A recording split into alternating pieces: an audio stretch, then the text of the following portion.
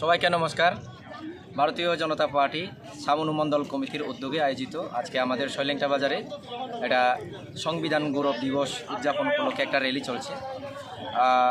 ভারতবর্ষের বিভিন্ন বিরোধী দল যেভাবে সংবিধানকে নিয়ে অপপ্রচার এবং ভারতীয় জনতা পার্টিকে সংবিধান বিরোধী বলে অবহিত করার একটা অপপ্রচার বা অপচেষ্টা ওনারা চালিয়ে যাচ্ছেন, সেটাকে যোগ্য জবাব দেওয়া স্বরূপ আমরা প্রত্যেকটা বুথে, প্রত্যেকটা মণ্ডলে, সারা ভারতবর্ষের প্রত্যেকটা প্রদেশে এভাবে উদ্যোগ নিচ্ছি যে আমরা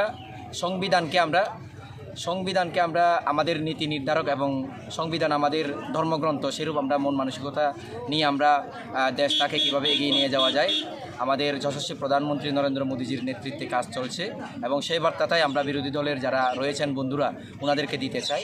সেই উদ্দেশ্য নিয়ে আজকের আমাদের এই মিছিল এবং যাত্রা। কতদূর লোক আসছেন?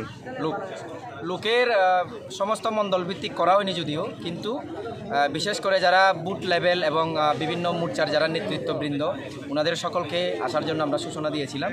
ওনারা যথারীতি এসছেন এবং যেগুলো দূরের যে সমস্ত বুথগুলো, সেই সমস্ত বুথগুলো তো বাদ, আমাদের 66 বুথ সর্বমোট, এর মধ্যে অর্ধেকও কভার হয়নি।